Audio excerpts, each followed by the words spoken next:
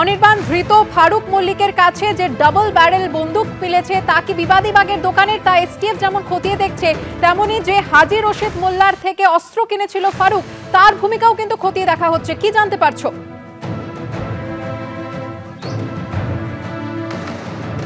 দেখো, একদমই তাই। এই হাজী রশিদ মোল্লার বাড়ি থেকেই, যেখানে আমরা রয়েছে এই মুহূর্তে ঈশ্বরীপুরে, সেই বাড়িতে যদিও তালা বন্ধ, এবং এই বাড়ি থেকেই কিন্তু শুক্রবার রাত এবং শনিবার সকালে দু দফায় যে তল্লাশি চলেছিল, সেই তল্লাশিতে কিন্তু 190টি লাইভ কার্টিজ উদ্ধার করা হয়েছিল এসটিএফের তরফে, এবং সেটা ছিল 7.65 mm যে বুলেট, সেই বুলেট উদ্ধার হয়েছিল।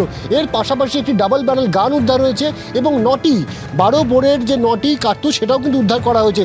স্বাভাবিকভাবে এই যে বিপুল সংখ্যায় কার্তুজ তিনি বাড়িতে রেখেছিলেন, কি উদ্দেশ্যে রেখেছিলেন সেটা কিন্তু এখন স্পষ্ট হচ্ছে, কারণ একের পর এক গ্রেপ্তারি হচ্ছে। এবং এই যে ফারুক মল্লিককে আজকে বসিরহাট থেকে গ্রেপ্তার করা হয়েছে, তার সাথেও কিন্তু এই হাজী রশিদ মোল্লার একটা সম্পর্ক কিন্তু ইতিমধ্যে রাজ্য পুলিশের এসটিএফ পেয়েছে। স্বাভাবিকভাবে যেটা মনে করা হচ্ছে যে জীবনতলার বাড়িতে বসেই কিন্তু তিনি এই জীবনতলা সংলগ্ন দক্ষিণ 24 পরগনা, উত্তর 24 পরগনা, মিনাখা, এই বিস্তীর্ণ এলাকায় তিনি কিন্তু দুষ্কৃতীদেরকে কিন্তু এই ধরনের কার্তুজ বা বন্দুক সেগুলো সাপ্লাই করে থাকতে পারেন, অর্থাৎ অস্ত্র কারবারি হিসেবে কিন্তু তার বিষয়টি উল্লেখ করা হচ্ছে। এবং এই মুহূর্তে কিন্তু এখন খতিয়ে দেখতে চাইছেন রাজ্য পুলিশের এসটিএফ যে দোকান থেকে, লালবাজারের কাছে যে দোকান থেকে এই গুলিগুলি বাইরে বেরিয়ে এসছে এবং হাজী রশিদের বাড়ি থেকে যে বুলেটগুলি উদ্ধার হয়েছে সেগুলো একই কিনা বা এক সিরিজের কিনা, এবং কীভাবে তিনি এগুলো হাতে পেয়েছেন সেই দিকটা যেমন খতিয়ে দেখা হচ্ছে।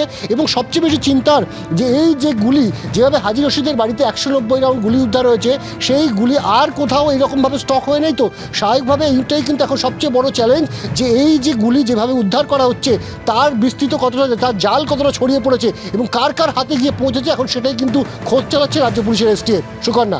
ধন্যবাদ অনির্বাণ। পার্থপ্রতিম, তোমাকেও ধন্যবাদ।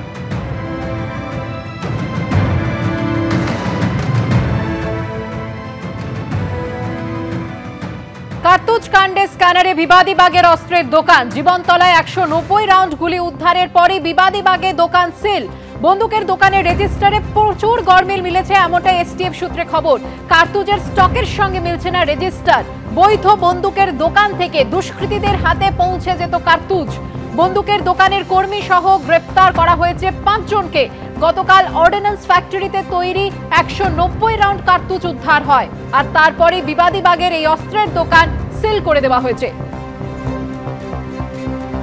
কার্তুজ কাণ্ডে স্ক্যানারে বিবাদী বাগের অস্ত্রের দোকান, জীবনতলায় 190 রাউন্ড গুলি উদ্ধারের পরে সিল করা হলো সেই দোকান।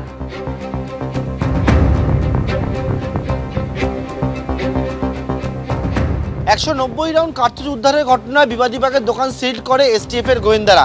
এবং সেক্ষেত্রে যে বিষয়টা উঠে আসে তদন্তকারীদের কাছে, সেটি হচ্ছে যে এই যে দোকান রয়েছে, সেই দোকানে যখন এসটিএফ এর গোয়েন্দারা আসেন, আসার পরে দেখতে পান যে স্টক রেজিস্টারের সঙ্গে কার্তুজের যে হিসেব, তার মধ্যে একটা বিস্তর গরমিল ধরা পড়ে।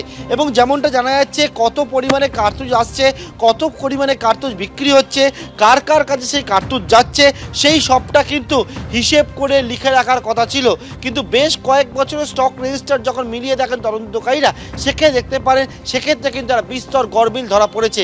এবং এর পরবর্তীকালে এসটিএফ এর গোয়েন্দারা তারা জানাচ্ছেন তদন্তের জন্য এই যে দোকান রয়েছে, এই দোকানের মালিক সহ অন্যান্য কর্মচারীরাও স্ক্যানারের মধ্যে রয়েছে, এবং সেই কারণে দোকান বর্তমানে সিল করা হয়েছে এবং দোকানের মালিক সহ বেশ কয়েকজন কর্মচারীকে তলব করা হয়েছে বেঙ্গল এসটিএফ এর দপ্তরে। তাদেরকে নোটিশ দিয়ে তাদের কাছ থেকে জানতে চাওয়া হবে যে তারা কি জানতো। যে অর্থাৎ একজন কর্মচারীকে গ্রেপ্তার করা হয়েছে জয়ন্ত দত্ত নামে, যিনি এই দোকানে দীর্ঘদিনের কর্মচারী ছিলেন। শুধু জয়ন্ত দত্ত একা নাকি তার সঙ্গে আরও কেউ যুক্ত রয়েছে, সেই সমস্ত বিষয়টা খতিয়ে যেতে চাইছেন এসটিএফ এর গোয়েন্দারা। যেমনটা এখনও পর্যন্ত কাছে উঠে এসছে, সেটি হচ্ছে এই যে দোকান রয়েছে, যেটা আর্মস ও অ্যামিউনিশনের ডিলার, আর এবং সেই দোকানের কর্মী ছিলেন এই জয়ন্ত দত্ত, এবং তার ভূমিকা পাওয়া গেছে তিনি কিন্তু একেবারে অর্ডিন্যান্স ফ্যাক্টরিতে যে কার্তুজ তৈরি হতো, সেই কার্তুজ রাজ্যের বিভিন্ন প্রান্তে দুষ্কৃতীদের কাছে পাঠিয়ে দিত।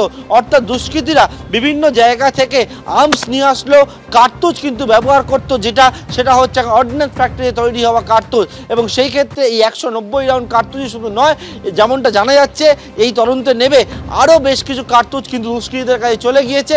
এবং এই ঘটনার পিছনে আরও কে বা কারা যুক্ত রয়েছে, সেই সবটাই খতিয়ে দেখার জন্য দোকানের মালিক সহ কর্মীদেরকে আরও জিজ্ঞাসাবাদ করতে চাইছেন বর্তমানে এসটিএফ এর গোয়েন্দারা।